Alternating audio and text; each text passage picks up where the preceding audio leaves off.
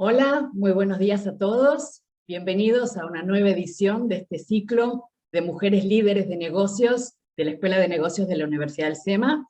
Mi nombre es María Alegre y tengo el gusto de dirigir este ciclo, además de otros programas dirigidos al desarrollo del liderazgo femenino en los negocios, como el programa Next Board o el programa Level Up, que co-dirijo con otras mujeres y en colaboración con otras organizaciones como KPMG, WCD, en el caso de Next Board, y en el caso de Level Up, el HSBC, con su famoso paraguas de Mujeres al Mundo, y con la consultora Mercer. Hoy tenemos el enorme gusto de recibir a Andrea Perrot. Ahora en un minuto la voy a presentar, pero me interesa contarles que el espíritu de este ciclo es siempre acercar mujeres que demuestran que se puede, que aportan testimonio de liderar negocios, organizaciones, desafíos enormes, con enorme impacto en la comunidad y en los negocios, y que nos inspiran igualmente a varones y mujeres con su trabajo, con su liderazgo, con sus proyectos, con sus logros. Y bueno, en ese espíritu es que hoy la recibimos con enorme placer Andrea, porque además de ser una mujer de enorme talento y que está haciendo una diferencia gigantesca en la sociedad argentina en estos tiempos tan desafiantes, tenemos el privilegio de contarla como egresada de la casa, así que eso le da como un plus especial. Como les decía, Andrea Perrot es directora del Hospital Universitario CEMIC, sede Saavedra. Ella es médica, egresada de la Universidad Maimónides, como les dije, hizo un MBA en la UCEMA, y además es diplomada en Lean Six Sigma. Hizo su residencia y posterior jefatura en medicina familiar en el CEMIC entre el año 97 y el 2001, con su especialización en medicina de emergencias.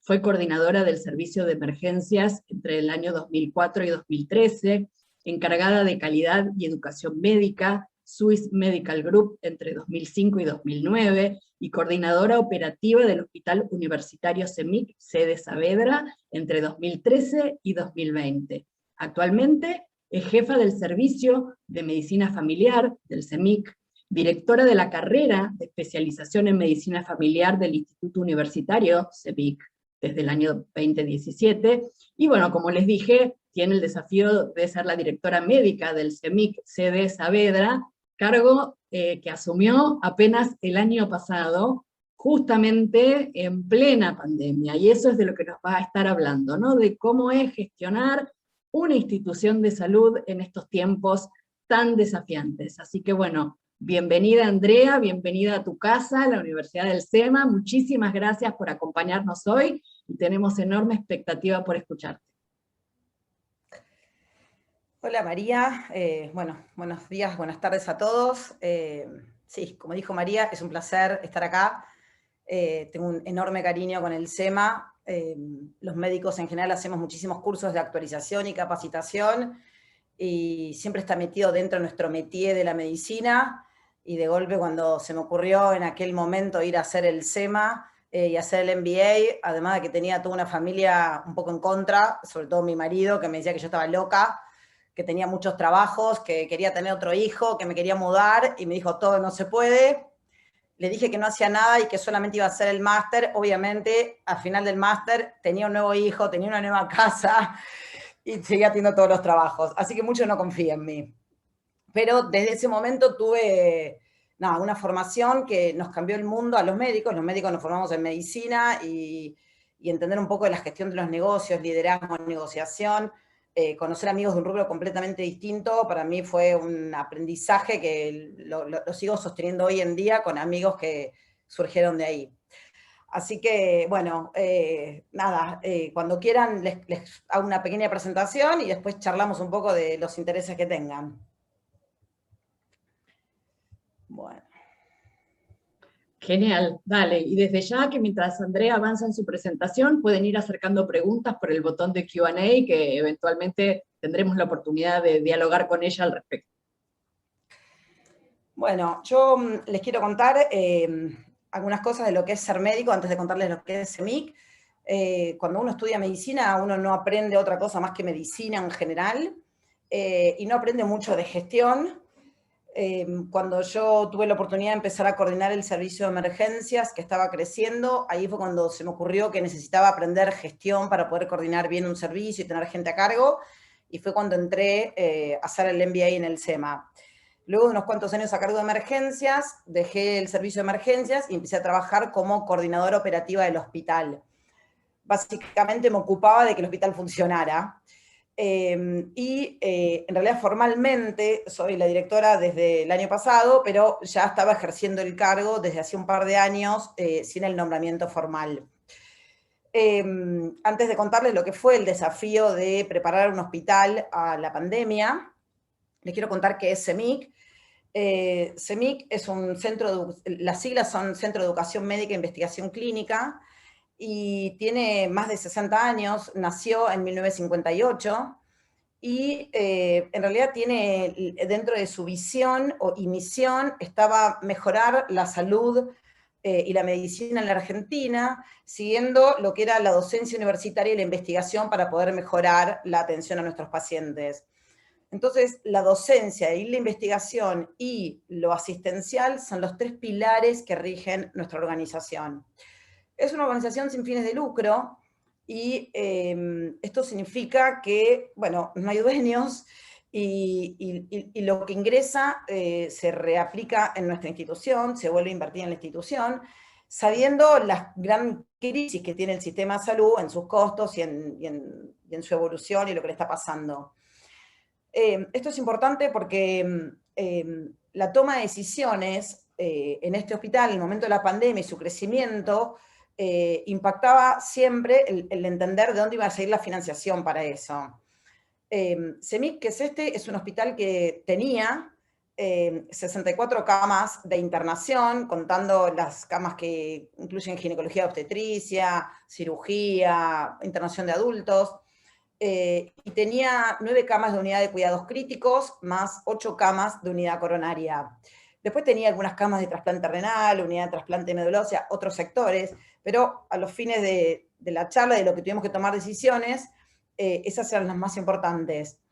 Pero, repito, es importante entender que si no atendemos pacientes, no ingresa dinero y no se puede sostener el sistema.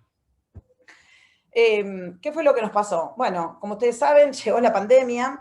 Lo que sabíamos de esta pandemia venía a punto de partida de lo que venía pasando en Europa, y todos mirábamos los medios: 200 muertos, 300 muertos, 800 muertos en Italia, sistema de salud colapsado. Y muchas veces pudimos pensando a lo largo de este año cómo haber escuchado la información y haber visto lo que les iba pasando a ellos, a nosotros nos permitió, nos dio un hándicap para empezar a entender qué es lo que íbamos a hacer y cómo nos íbamos a tener que preparar. Pero me parece que una vez más, como nos pasa a veces a los argentinos, creemos que nosotros le vamos a ganar más fácil, y bueno, no fue así. El 12 de marzo, el presidente de la Nación decidió que había que entrar en cuarentena total. Ustedes recordarán ese día, se cerró todo, los únicos que podían circular eran los que eran esenciales, pero en aquella época la esencialidad era un poquito más estricta que lo que es ahora. Se cerraban los colegios, se cerraba todo, y había que preparar las instituciones para prepararnos a esto. Hasta ese entonces solamente habíamos tenido 128 casos de COVID en la Argentina, y todavía no nos imaginábamos hacia dónde íbamos y qué es lo que nos iba a pasar. Y ahí fue cuando tuvimos que empezar a decidir qué íbamos a hacer. Nosotros estábamos empezando hace un año con el proceso de acreditación del hospital por ITAES, lo cual nos implicaba empezar a modificar nuestros procesos, escribir todos los procesos y empezar a revisar los circuitos de circulación de las personas para tener bien separada la circulación técnica de la circulación de los pacientes, y mejorar algunos servicios y algunos sectores que para poder acreditar requerían algunos cambios.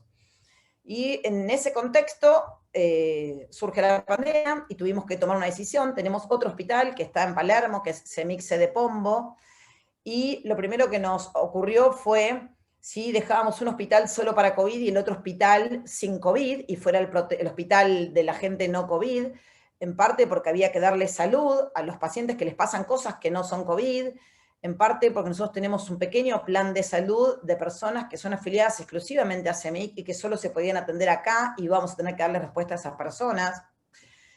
En aquel momento, además, había algo, si quieren, como egoísta, de que cada uno de los dos hospitales quería ser el hospital que tuviera COVID. Era como que nos divertía pensar en manejar una pandemia. Lejos estábamos de entender lo que nos pasó. Obviamente, los dos hospitales, y más todavía, fueron dedicados a COVID. Luego, en esa primera reunión que tuvimos que pensar cómo iba a ser la nueva circulación del hospital, qué iba a pasar con los 3 sectores más importantes en relación con COVID, que era el servicio de emergencias, las salas de internación y las unidades críticas. ¿Qué íbamos a hacer con el recurso humano? Aquellas personas que se enfermaran y que trabajaban en CEMIC, aquellas personas que no podían venir a trabajar más porque tenían alto riesgo. ¿Qué pasaba con lugares que teníamos que ampliar? ¿Quién los iba a venir a atender? Si nos íbamos a rearmar de una manera diferente. Empezar a equiparnos con equipos de protección personal en el momento en que todo el país salía a buscar equipos de protección personal. Y además, evaluar si íbamos a poder contar con equipo de protección personal para todos los siguientes meses o años que durara esto. Y además, a quién se le iba a asignar el costo de esa compra de ese equipo de protección personal. Porque comprar el barbijo N95, comprar el camisolín, comprar la antiparra, etcétera, tenía un costo que había que cambiarlo paciente por paciente, cambiarse todo el equipo, y eso había que ponerlo en algún lado en las cuentas. Después tenemos que equipar las unidades, era otro problema que teníamos. Nuestra unidad crítica, que eran 9 camas, no tenía 9 respiradores, tenía 3 o 4 respiradores, y entonces por lo menos nos faltaba la mitad de respiradores si queríamos transformar toda la unidad crítica en una unidad crítica COVID, que no era lo que pensábamos hacer en un principio. Después empezamos a pensar si íbamos a necesitar un comité de ética, si podía llegar a ocurrir que en algún momento no tuviéramos que decidir a qué paciente sí, a qué paciente no. Escuchábamos lo que pasaba en Europa y había ciudades donde los pacientes se quedaban en sus casas y fallecían ahí porque no tenían acceso. ¿Qué pasaba con la morgue de nuestro hospital? El comedor, la selección de nuestros pacientes, las cirugías. ¿De qué íbamos a vivir para que esto fuera sustentable a lo largo de todo este tiempo?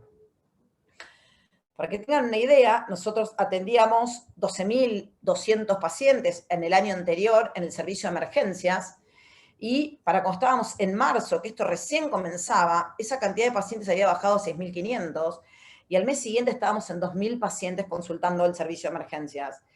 Esa merma de 10.000 a 12.000 a 2.000, o sea, 10.000 pacientes menos, son 10.000 consultas menos de pacientes que no se iban a facturar, estudios que no se hacen, pacientes que no se internan, y todo eso había que cubrirlo de alguna manera, porque, como les dije antes, la sustentabilidad forma parte de lo que teníamos que ocuparnos también.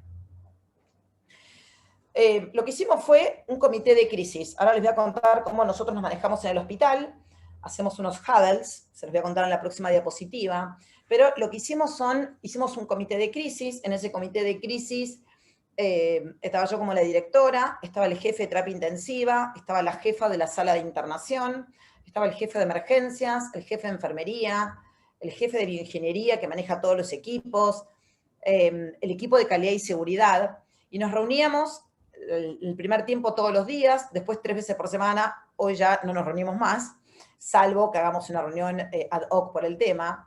Pero en esas reuniones lo que hacíamos era tomar decisiones diariamente de cuándo había que pasar por el paso siguiente. Conseguimos un documento que nos permitió prepararnos, entonces fuimos viendo todas las cosas que íbamos a necesitar sector por sector, y tomamos la decisión de dividir el hospital y sectorizarlo en 2.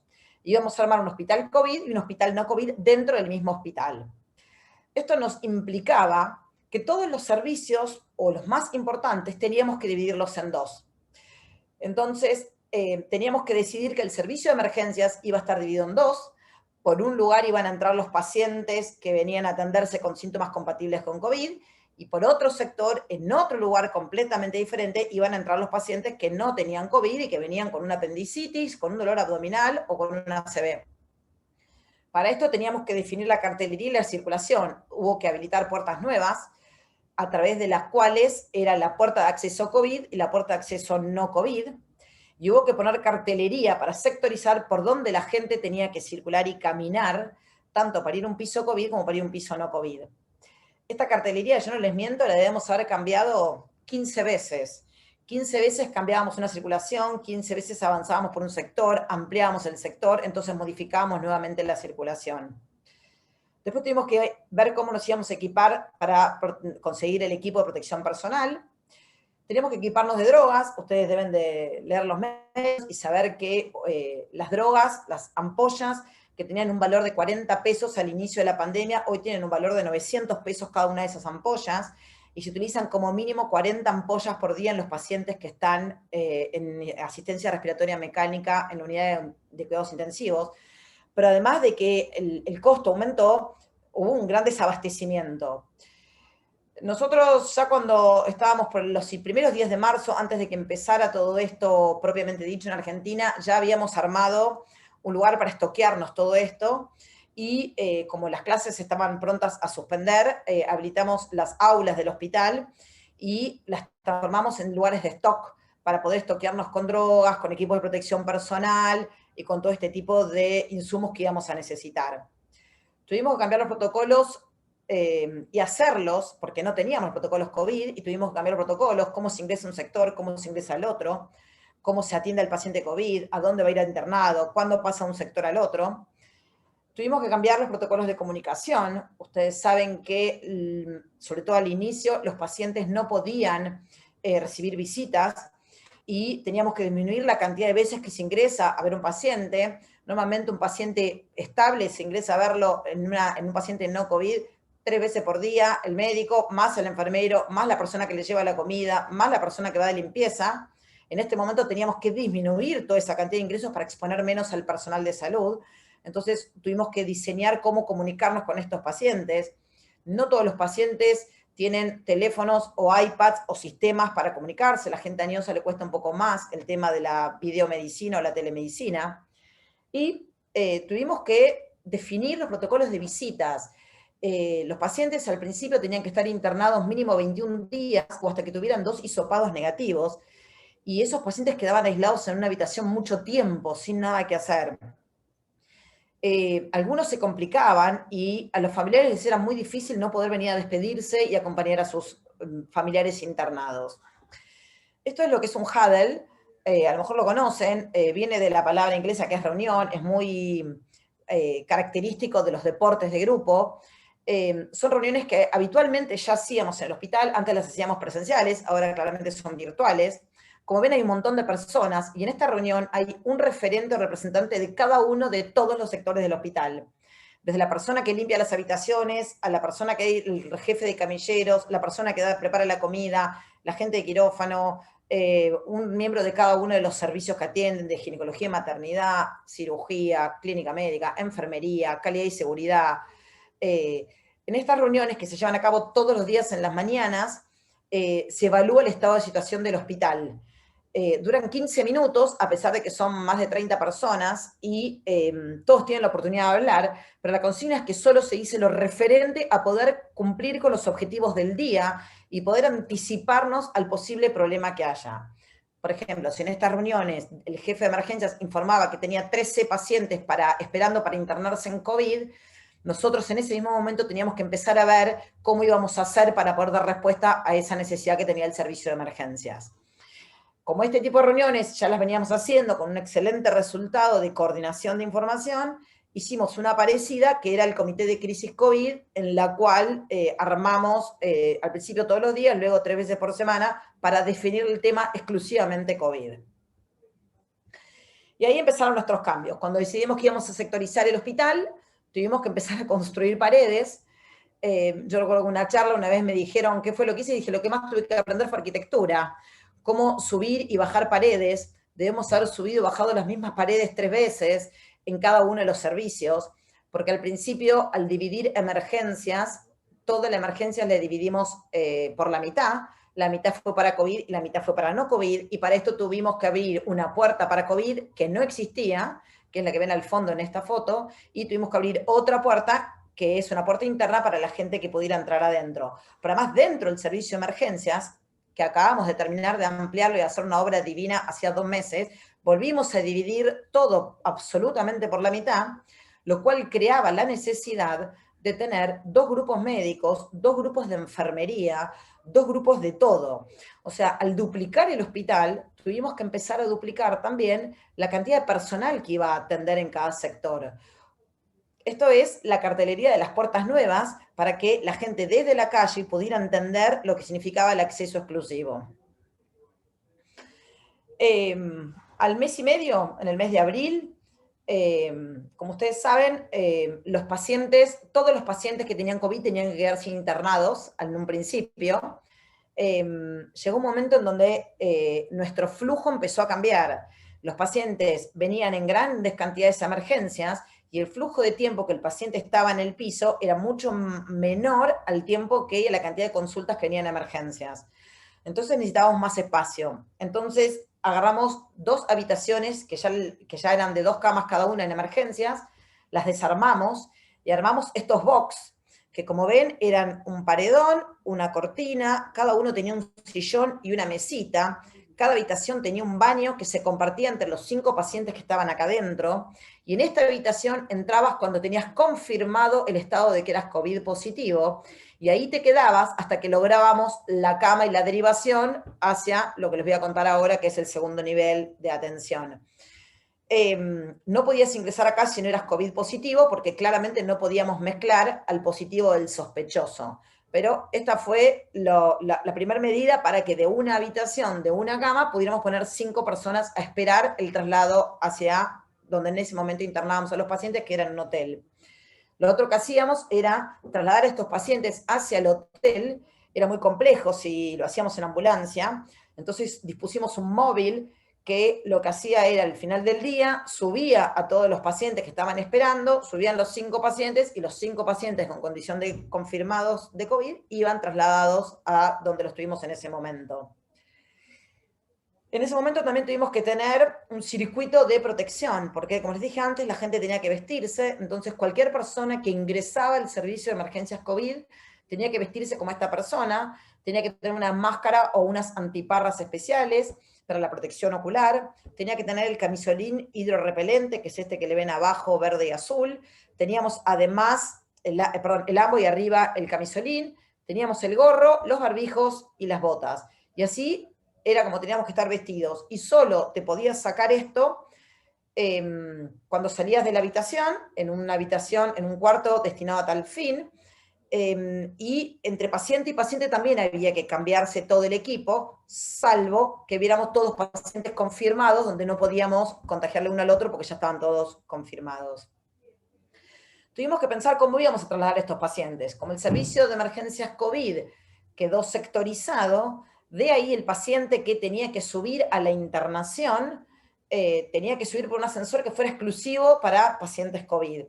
Este ascensor que se determinó y se ploteó, que dice ascensor de uso exclusivo, era un ascensor que llevaba a otros sectores.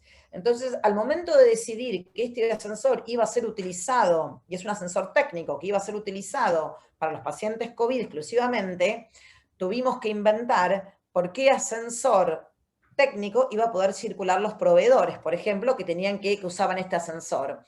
Además, este ascensor tenía que tener la capacidad de ir al servicio de imágenes donde estos pacientes se hacen tomografía y tenía que ir la capacidad de ir al piso de internación COVID y al piso de unidad crítica COVID. Entonces, este ascensor tenía que conectar todo un bloque que nadie más lo podía usar y reemplazar los bloques, los pisos que tenían acceso a este ascensor. Además, en aquel momento inventamos sistemas de traslado de pacientes. Como ven, inventamos unas sillas de ruedas que tenían unos arcos y arriba tenían unas especies de plásticos grandes para que dentro de esa silla viajaba el paciente COVID. Inventamos este tipo de camillas que les poníamos un plástico para trasladar al paciente COVID que necesitaba estar en una camilla y no podía ir en una silla de ruedas. Lo siguiente que pasó con el servicio de emergencias es que en julio-agosto pasamos de tener 220 pacientes internados en el servicio de emergencias, donde ustedes antes vieron esos box, a 540 pacientes internados en el servicio de emergencias. Entonces, esa cantidad de pacientes internados hicieron que pasáramos a una segunda fase en donde todo el servicio de emergencias dejó de ser para COVID y no COVID, y fue exclusivamente para COVID. Y lo que hicimos fue llevar las emergencias no COVID a lo que era la sala de endoscopías, que estaba al ingreso de otra puerta, y a todo el sector de internación de atención de pacientes de neurociencias, que son los pacientes que venían a hacerse estudios neurológicos, para lo cual tuvimos que armar una nueva unidad de shock room, que es donde al paciente se lo reanima, porque el paciente que venía no COVID también tenía que tener eso, y tuvimos que volver a duplicar la cantidad de personal, además de tener que reubicar a dónde iban a ir a hacerse las endoscopías, a otro quirófano, y a dónde iban a ir los pacientes de neurociencias y los profesionales que atendían ahí, que no podían atender más en ese sector. Este es un ejemplo de cómo fuimos armando más shock rooms y transformando todas las habitaciones en dobles. Y llegó un momento donde entendimos que a lo que estábamos acostumbrados de ir a habitaciones grandes con sillones y baño privado, dejó de ser así y llegó el momento donde todas las habitaciones que pudieran ser dobles se transformaron en dobles. Para lo cual tenían que tener un doble panel de oxígeno. No todas las habitaciones tienen eso, o tenían eso, y tenía que tener un espacio suficiente para poder poner 2 camas de internación y que se pudiera trabajar alrededor de esas camas. Así como además necesitábamos esas camas que no las teníamos, las habitaciones eran simples. Cuando tuvimos que crecer hacia el sector de neurociencias, no alcanzó y tuvimos que inventar nuevos boxes en las aulas. Entramos en otra aula y la dividimos, hicimos una nueva estructura y otra vez armamos más box, acá tienen 3 y acá tienen 3 más, un puesto de enfermería acá afuera y este fue otro puesto de trabajo que tuvimos que cubrir también, armando 6 puestos más de trabajo en emergencias. Los dueños de las aulas esperan que un día esto se los devolvamos. Cambiamos nuestros circuitos y lo que hicimos fue pensar cómo hacíamos para que los pacientes que tenían que hisoparse no tuvieran que hacerlo adentro del hospital, porque nos demoraba mucho por todo el cambio de ropa. Entonces, lo que hicimos fue contratamos un container que después, con el aumento de los casos, lo tuvimos que dividir en 2 en su interior, y dentro del container, y ven acá los caminos amarillos, lo que hicimos fue tomar cocheras del estacionamiento, las anulamos, alquilamos esto, y aquí hay 2 puertas de entrada, una de cada lado, una para los pacientes que son sospechosos de COVID, y otra para aquellos pacientes con una circulación diferente que tienen que venir a hacerse algún procedimiento de quimioterapia o tienen que venir a operarse, y por operarlos en forma segura, porque a esos pacientes les va mal si tienen COVID, los hacemos ingresar por la otra puerta para hisoparlos previamente, antes de la cirugía o antes de la quimioterapia. Recuerden que cada vez que el gobierno de la ciudad nos cambiaba las normativas, gobierno de la ciudad, gobierno de la nación, y nos decían que había que dejar de operar, para nosotros dejar de operar no solamente implicaba una no sustentabilidad del sistema, sino que además nos implicaba que a los pacientes les pasan cosas. Al paciente que tiene una apendicitis hay que operarlo, al paciente que tiene un tumor hay que operarlo, porque llega un momento en que hay que tener en cuenta que al paciente que tiene cáncer también hay que dar una respuesta de salud, igual que al paciente que tiene COVID. Nos pasó esto, que puede ser un poco de humor raro, pero ese primer día de marzo, cuando empezamos con las reuniones, se nos ocurrió pensar que nosotros tenemos una morgue donde tenemos un espacio para solamente 2 óbitos, porque era la tasa máxima que teníamos de óbitos habitualmente nosotros en nuestro hospital, como peor de las circunstancias. Y ahí empezamos a escuchar lo que le pasaba a otros países y lo que empezaba a pasar en Argentina, y entonces dijimos, cuando tengamos 3, ¿qué vamos a hacer? Entonces fuimos a pensar, le dije lo que más desarrollamos en este año fue la creatividad, y pensamos dónde se puede refrigerar algo, y entonces contratamos un container refrigerado, que también lo pusimos en el estacionamiento, que es el container que se utiliza en los barcos marítimos que salen a ultramar a pescar.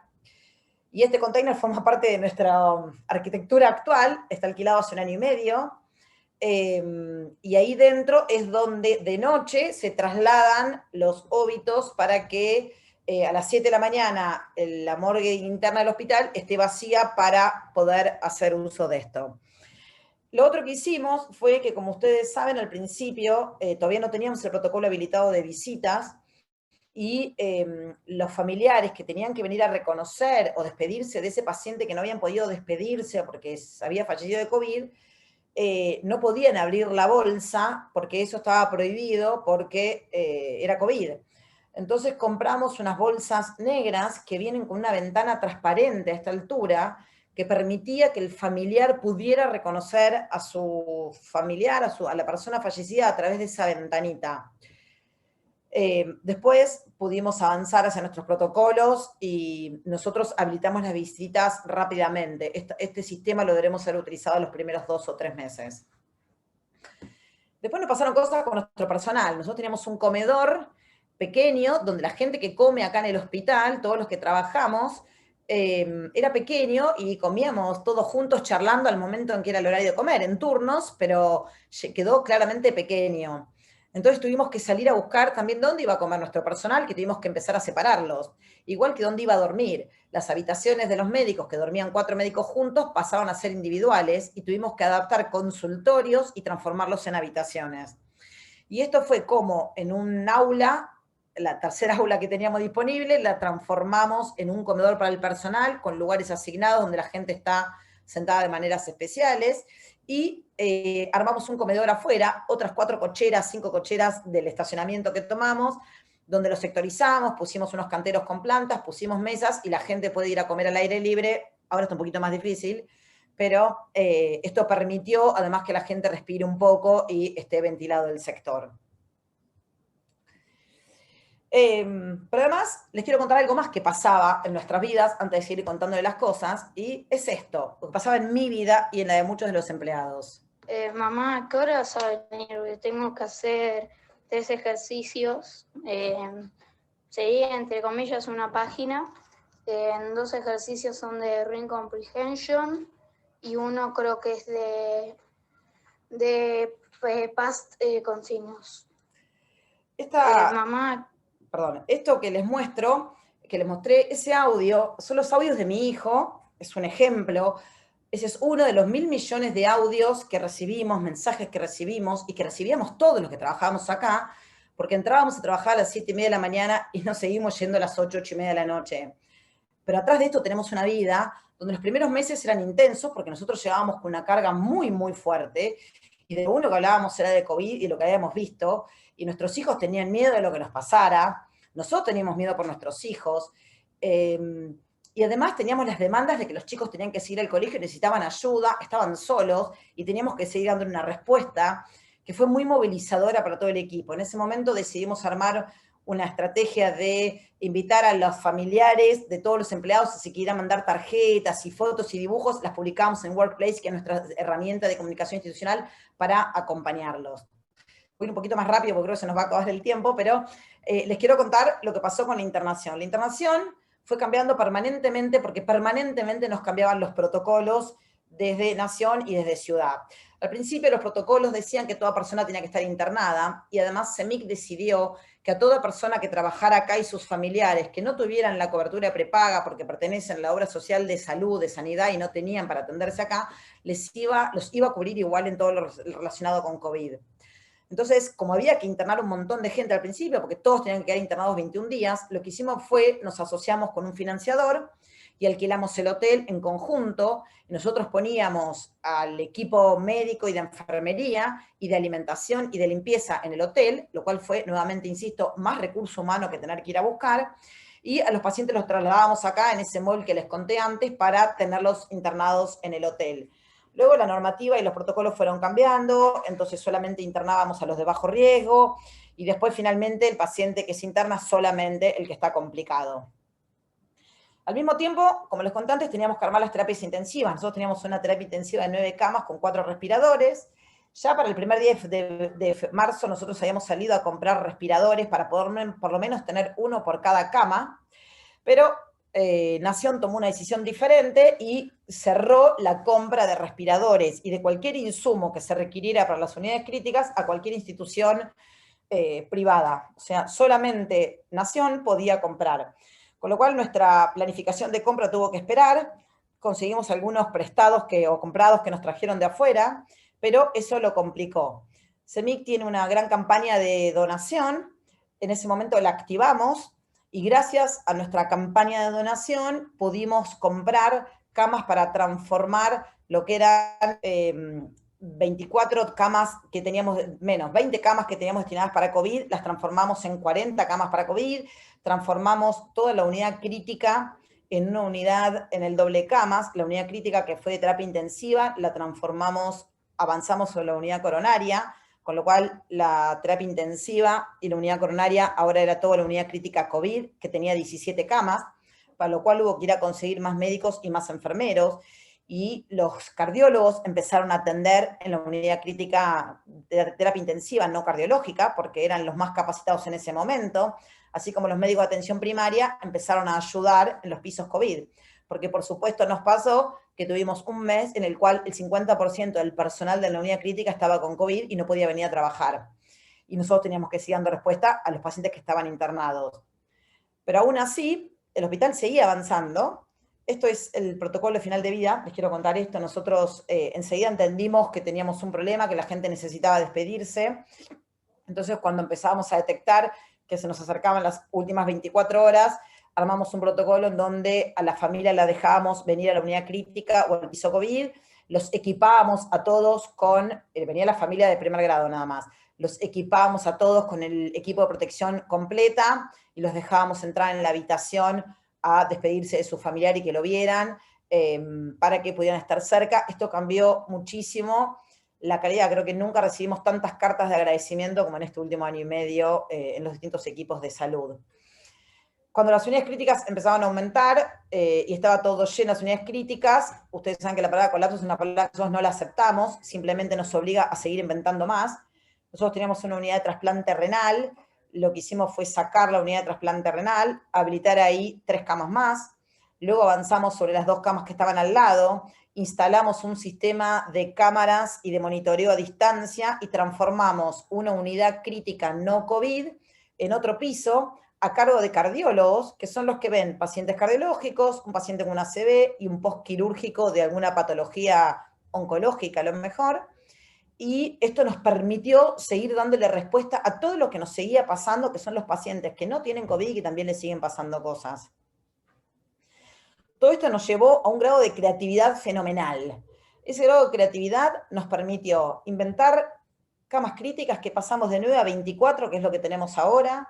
Pasamos de 18 camas de internación asignadas a COVID a 39 camas asignadas a COVID con esto de la duplicación. Obviamente se tomó la decisión que todo paciente compartía y ya no importaba si tenías OSDE 810, todo paciente compartía y todo paciente lo entendía además, salvo los momentos en que el paciente estaba en sus últimos días y ahí lo llevamos a una habitación individual que su familia pudiera acompañar. Capacitamos al personal con esto que les conté hace un rato, que los que hacíamos atención primaria pasamos a atender en piso, que los que atendían en piso pasaron a atender en una unidad de intensiva y en la unidad intensiva pasaron a colaborar todos los que hubiesen tenido algún tipo de capacitación. Tuvimos que capacitar al personal, trajimos 30-40% del personal que trabaja hoy en día en el hospital, es temporal y es extra, tanto porque tenemos algunos que estaban aislados, otros porque el personal se fue enfermando y otro por el aumento de camas que tuvimos que hacer que nos obligó a esto. Y vacunamos a nuestros afiliados. Eso entramos en una campaña y en un proyecto del gobierno de la ciudad para poder vacunar nosotros mismos a nuestros afiliados. Esto fue otro desafío, porque tuvimos que armar un nuevo lugar para vacunarlos a ellos. Solo les quiero contar la última diapo porque es un poco positiva. Estos son los resultados COVID en porcentaje, los positivos y los negativos desde el 27 de abril hasta el 15 de junio. Es muy chiquitito, a lo mejor como lo ven, acá estábamos en valores del 47% de positividad, o sea, 1 de cada 2 personas que venían a hisopar se daba positivo. En los días del 27 y 28 de mayo manejábamos valores del 33-35%, y ya en la última semana estamos bajando valores del 20%, habiendo tenido antes de ayer un día de 0% de positividad y ayer un día del 10% de positividad. Lo cual para nosotros esto no nos permite todavía cambiar sectores porque nos da miedo, pero creemos que estamos en una curva de descenso y para nosotros, después de este año agotador, es un dato muy positivo. Esto solo se logró gracias al trabajo en equipo, esto forma parte de la campaña de vacunación, pero toda esta gente son los referentes que se pusieron esto al hombro para tomar decisiones y colaborar, porque esto sin la colaboración y el amor de toda esta gente hacia la salud y hacia lo que tenían que hacer hubiese sido absolutamente imposible. Y bueno, estamos camino hacia una nueva y próxima normalidad, creemos. Bueno, te tengo que confesar que me va a costar conversar porque estoy profundísimamente conmovida. Me cuesta no ponerme a llorar después de escuchar todo esto, porque realmente, nada, son unos héroes, es increíble lo que han hecho, la sociedad va a estar eternamente agradecida. Me mató el audio de tu nene. Como mamá me pongo en tu lugar y nada, qué interesa, qué espíritu, qué ejemplo desde todo punto de vista. Y me gustaría empezar la interacción por ahí. ¿Cómo hicieron para contener cómo hiciste vos, tu equipo, para contener a tu gente? Porque esto debe haber sido emocionalmente, a ver, si ha sido un roller coaster, una montaña rusa emocional, para nosotros que estamos en una universidad, que de última damos clase, digamos, que es una cosa bastante light y bastante amigable, no quiero, y nos ha costado contener a toda nuestra gente y nuestros equipos, no quiero ni pensar lo que será este desafío en una organización que le pasó todo lo que acabas de contar. A ver, creo que, insisto, la anteúltima foto del equipo para mí es maravillosa, porque esto se logró solo con un trabajo en equipo. O sea, yo creo que la gente, yo no creo que la universidad sea algo light, creo que todos, la sociedad, esto fue un golpe para la sociedad se tuvo que reorganizar. Lo que pasa es que me parece que el equipo de salud, además de que estuvo terriblemente expuesto, y con miedos, porque los miedos que tenía sobre todo la gente al principio de sus familiares, también lo teníamos nosotros que trabajábamos acá. Entonces, y lo teníamos para contra nuestras familias, de volver a mi casa en colectivo, volver a mi casa en tren y tener miedo de contagiármelo ahí y contagiárselo a mi familiar. Por eso fue fundamental que la institución decidiera, además, asegurarle al empleado que no importa la cobertura que tuviera, siempre nos íbamos a ocupar de ellos, porque eso a ellos les daba un poquito más de confianza, saber que siempre iban a tener una cama y un lugar acá. Por suerte no tuvimos gente grave internada nuestra, y eso nos ayudó.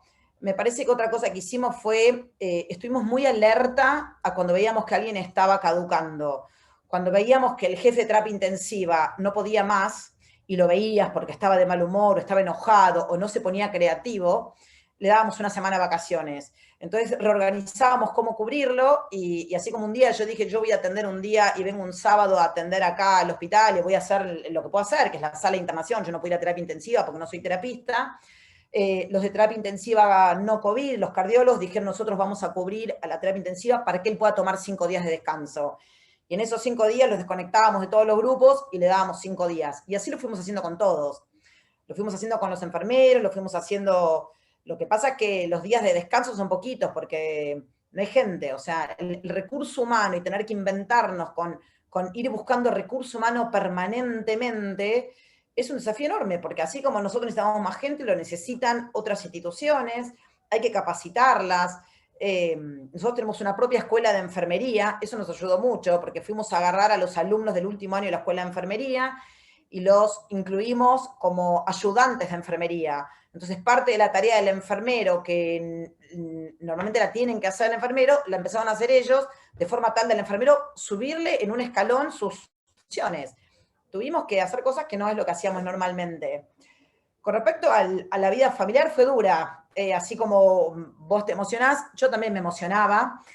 Recuerdo que el año pasado, cuando era el Día del Maestro y había que hacer un videíto para las maestras, los padres, yo había decidido leerles un texto divino de una frase de Van Gogh, y mis secretarias me filmaban y me puse a llorar de una manera fenomenal, igual que en la primera reunión de padres, que yo le tenía que agradecer a las madres y al colegio que me habían ayudado y terminaron todas las madres llorando en la reunión de padres.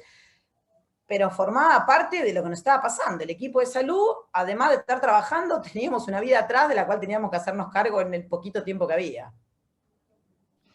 Me imagino, me imagino. Mira, acá Luis Correa pregunta algo que me parece que es muy oportuno, es cómo hicieron desde un punto de vista económico para compatibilizar el flujo de fondos necesario con todas estas inversiones que tuvieron que hacer y además de manera creativa y cambiante todo el tiempo, mientras les colapsaba la facturación en paralelo, ¿no? ¿Cómo manejaron ese descalce? ¿Los ayudó el gobierno en algo? Sí. La verdad que a las instituciones de salud les dieron el ATP, que durante unos cuantos meses eso fue una ayuda, y después hubo un pequeño premio que era el repro, pero que valía muy poquito, era muy poquito. nosotros, insisto, somos una institución que fue muy ayudada por las donaciones. Nosotros, toda la compra de respiradores nuevos, y tenemos en este momento 23 respiradores en el hospital. Recuerden que les dije que teníamos 4, ¿sí? Tenemos 23 respiradores en este momento en el hospital. Tenemos equipos de alto flujo, que son respiradores también, pero que los usamos para otra cosa antes que el paciente llegue a la terapia intensiva. Tenemos stocks de medicamentos, tenemos equipos de EPP, o sea, de protección personal, que no nos faltaron nunca. En un principio les cuento, CEMIC está al lado del club sirio-libanés, y como no sabíamos lo que iba a pasar, fuimos a hablar con el club a ver si nos prestaban sus espacios edilicios por si teníamos que poner pacientes ahí. Esto fue antes de decidir ir al hotel. El hotel fue mucho mejor. Pero en aquel momento pensábamos a poner a toda la gente en un playón dentro del predio grande del salón de eventos que ellos tienen. Entonces pedimos una donación y nos donaron 200 colchones inflables para poder acostarlos ahí. Finalmente nunca se utilizaron esos colchones inflables porque decidimos ir al hotel, que era un poco mejor que el salón. Pero tuvimos que hacer frente a eso. Y por otro lado, es cierto que bajó un poco la facturación en algún lado. Por otro, ampliamos en 30 camas o un poco más el hospital, así que son 30 pacientes más que vinieron. Se logró negociar con los financiadores que cubran el EPP, entonces el EPP que se gasta en esos pacientes COVID es cubierto financieramente por ellos, se da un plus por paciente COVID internado, y además nosotros nunca cerramos el hospital, nosotros lo duplicamos, entonces al duplicarlo nos permitió, en menor cantidad, pero nos permitió seguir con las cirugías. Muchas cirugías que antes eran con internación se transformaron en ambulatorias, con un sistema dinámico distinto y de seguimiento distinto del paciente, pero esto nos permitió a los pacientes que tenían que operarse de cáncer de mama venir a operarse en el día y volver a su casa, entonces no usábamos una cama. Empezamos a usar las camas de terapia intensiva pediátrica que estaban vacías para poner pacientes adultos. O sea, nos reinventamos de una manera maravillosa. Y eso nos permitió seguir manejando la facturación y que podamos seguir teniendo los ingresos. Igual ¡qué el sistema maravilla! se ha cambiado. No, me imagino además los aprendizajes profundos que quedarán en tu organización de cara al futuro, ¿no? Porque han agarrado una gimnasia de creatividad, de problem solving, de iniciativa, de adaptabilidad, que eso ya se lo llevan puestito y les queda por el resto de la vida. Y de liderazgo también, porque yo te diría que cada referente, cada sector, cuando le tuvo que pedir más al enfermero, cuando le tuvo que pedir que se quedara doble turno, cuando el médico tuvo que venir el jefe de terapia intensiva a hacer guardia los sábados, cuando todos tuvimos que pedirle a nuestra gente un poco más, lo hicimos con el ejemplo, porque no es que yo estaba en mi casa, pero además logramos demostrar que somos un gran equipo, porque hubo un liderazgo fenomenal para lograr que la gente pudiera hacerlo. Eso también fue otro de los crecimientos que tuvimos, fue demostrar que estamos acá. Hace unos cuantos meses, cuando estábamos en la mitad de la pandemia, algunas de las instituciones le bajaron los honorarios o la facturación al equipo de salud, sobre todo a los médicos que trabajaban por prestación. Y en ese mismo momento, CEMIC había tomado la decisión que a todos aquellos médicos que no estaban haciendo tareas asistenciales, porque la gente no venía a los consultorios, le iba a mantener un 35-40% de lo que había ganado en octubre del año anterior para darle una respuesta al equipo de salud, que de golpe el que venía a atender un pediatra no tenía más pacientes en el consultorio, y no tenía de qué iba a vivir, porque vivimos del bonito en el fondo. Entonces CEMIC también tiene mucha respuesta. No, me imagino. Acá tenemos otra pregunta de Nicolás von Rusch, que dice, bueno, a ver, estoy omitiendo la cantidad de gente que dice felicitaciones, sos una genia, emociona, muchas gracias por tanta entrega, por tanto esfuerzo, digamos, de lo que está llenísimo el chat es de todo eso. Así que primero que nada contártelo, porque es muy lindo, y el propio Nicolás arranca diciendo felicitaciones y gratitud por la entrega, por el esfuerzo. Después te pregunta, ¿sintieron algún colapso dentro del establecimiento con los residuos patogénicos o los plásticos descartables, digamos, todo lo que tiene que ver con los desechables y todo lo que tiene que ver con lo ambiental y el cuidado de la seguridad, temas que son muy sensibles en un hospital? Y tuvimos un plan B, compramos una compactadora.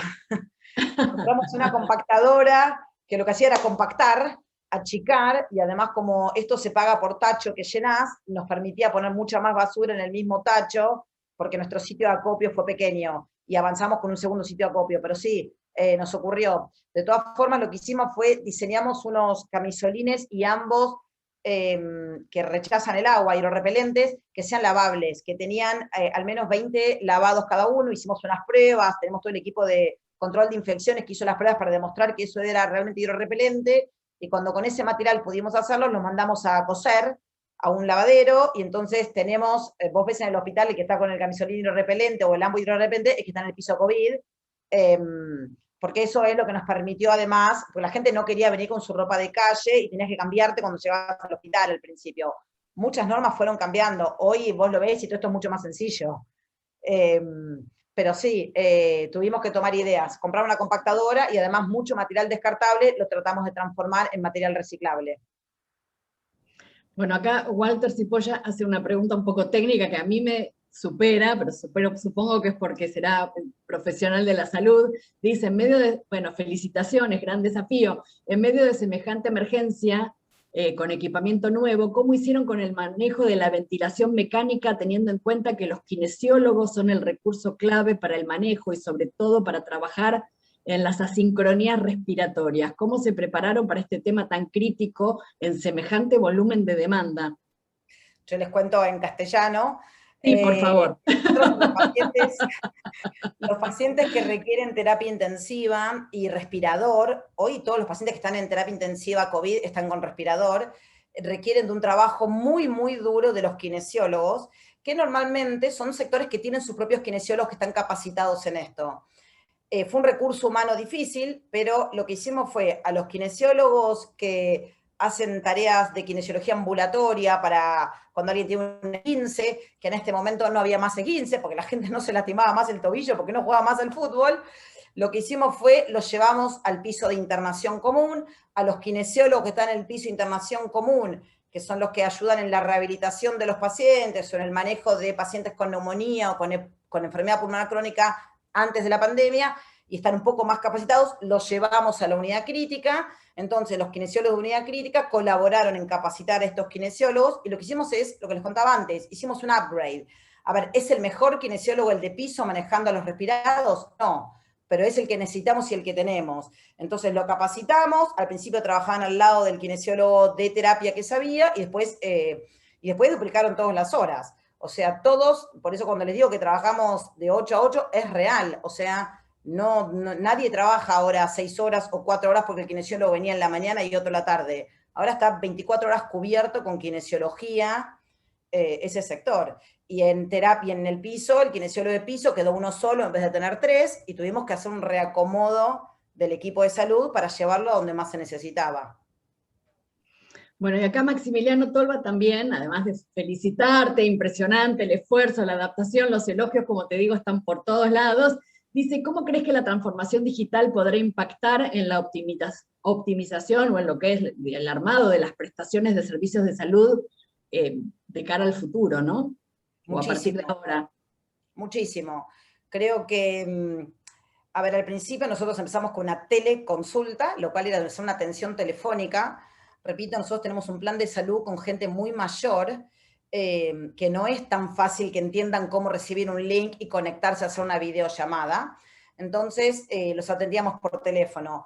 Pero eso para el que no sabe bien cómo hacerlo y tiene alguna dificultad. Pero yo creo que la videollamada, sobre todo para lo que es, o sea, la medicina requiere de revisar al paciente. No podemos no revisarlo.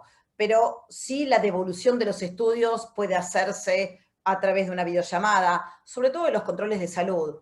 Yo recuerdo una de las primeras experiencias, al inicio de la pandemia, tuve que decirle a una paciente que tenía un cáncer muy, muy agresivo y no lo podías abrazar, y al consultorio entraba una sola persona. Abrazarlo, darle la mano, acercarte, dar un gesto de contención. Y la señora lloraba, y yo trataba de contenerla, pero no le podía ni dar la mano. Y eso, para los profesionales, dar la mano forma parte de estoy con vos, te voy a acompañar y vamos a ver qué estrategias se pueden hacer para que te vaya lo mejor posible. Y además teníamos al marido en una videollamada, o sea, el marido estaba en un WhatsApp de la señora y yo hablando con la señora. Y esas dificultades, yo creo que con una videocámara no las vamos a poder lograr, porque hay ciertas atenciones que hay que tenerlas con el contacto humano. pero todo lo que es la telemedicina, la telemetría, el control de los pacientes, nosotros pudimos habilitar 6 habitaciones que son de internación general como habitaciones de cuidados críticos, gracias a telemedicinas que permiten a través de Wi-Fi controlar esos pacientes y los parámetros. La gente se llevó saturómetros a sus casas. El saturómetro hoy es un dispositivo que antes nadie tenía un saturómetro. Hoy todo el mundo tiene saturómetros. Y esos saturómetros, hoy es un saturómetro, pero ya hay un montón de dispositivos diseñados para que la gente pueda tener en sus casas y en sus domicilios controles de telemetría de presión arterial, glucemia, bueno, distintos parámetros que los médicos necesitamos para controlarlos, que yo creo que llegaron para quedarse y ayudar en la asistencia médica y que la atención médica sea un poco más domiciliaria y en los hospitales queden los pacientes que realmente requieren de un cuidado de 24 horas. Bueno, maravilloso, Andrea. La verdad te felicito, te agradezco un montón por la charla y además como simple ciudadana de la República Argentina por el trabajo, por el compromiso, por la dedicación tuya y de todo tu equipo. La verdad es que es admirable lo que están haciendo, nos llena de orgullo que se pueda trabajar así y que puedan ser este ejemplo de cuidado y de atención de la gente para toda la República Argentina. Bueno, acá se sumó Antonio, no sé si Antonio vos querés hacer alguna pregunta o algún comentario. No, solo quería nuevamente felicitarla, realmente hubo momentos muy emocionantes. Y lo único que quiero decir es reconocer que Andrea fue una excelente alumna. Yo quiero decir que Marín fue un profesor muy, muy, muy estricto. Te felicito, realmente te felicito y todo lo que están haciendo en el hospital realmente de primera. Maravilloso. Bueno, gracias. Alguna persona que consultaba, sí, esto se graba y con un poco de suerte lo podremos poner a disposición y estará disponible para que, nada, me imagino que por lo menos yo se lo quiero mostrar a esto que acabamos de vivir, a mucha gente que lamentablemente hoy no estuvo, pero que sé que le va a encantar poder escuchar esta historia, que creo que es una fuente de inspiración. Estamos en un momento socialmente complicado, digamos, el mundo no la está pasando bien, y la Argentina en particular tampoco, y escuchar estas historias creo que nos hace una caricia al corazón y nos ayuda, nada, a ver bueno, que se pueden sacar adelante las cosas, que con creatividad, con compromiso, con talento, se hacen grandes cosas en este país, y que en ese espíritu, bueno, cada cual desde su lugar puede poner el hombro y puede encontrar la manera creativa de seguir dando lo mejor hasta que vengan tiempos mejores que ya vendrán, y que seguramente en algún momento ojalá se mantenga esa tendencia de esa curva tan alentadora que Andrea compartió en uno de los últimos slides. Andy, ¿algo que quieras compartir como reflexión final? Me parece que está bueno que vos te quedes con la última palabra. Bueno, primero quiero agradecerles, debería haber sido la primera palabra. Como les dije, tengo un cariño muy grande por el SEMA, tengo un cariño muy grande por Marín, me encanta que Marín se acuerde de nosotros. Fue la primera persona a quien vi el primer día de clases, haciendo el curso de capacitación, siendo médica, y Marín ignorando a los médicos en aquel momento. Pero lo que les quiero contar es que la verdad es, yo estoy orgulloso, fue un desafío difícil. Mi hermana una vez me dijo: tenés la guerra que siempre quisiste tener, pero la verdad es que no quería una guerra. La verdad que es triste lo que nos pasa, pero también lo vivimos, no puedo decir con alegría, suena raro decirlo, estamos orgullosos de lo que hicimos, hemos trabajado de una manera fenomenal, hemos trabajado bien, comparto que las cosas cuando se trabaja con honestidad y mucho esfuerzo se pueden hacer bien, y sí, y estamos esperando volver a la nueva normalidad, pero salir y volver a abrazar a nuestra gente y volver a atender a nuestros pacientes de la mano, claramente. Gracias. A vos, Andrea. La verdad, muchas gracias, chapeau, admiración profunda por el trabajo que hacen, un placer haberte tenido compartiendo esto con nosotros, y bueno, a los que están del otro lado, nos seguiremos viendo en nuevas ediciones de este ciclo que tantas satisfacciones nos da, escuchando a mujeres como Andrea, que bueno, que conmueven y que nos hacen aprender y reflexionar todos los días. Así que gracias a todos, y nos estaremos viendo seguramente en un par de semanas en la próxima edición de este ciclo. Hasta la próxima. Hasta luego. Suerte, Andrea. Gracias.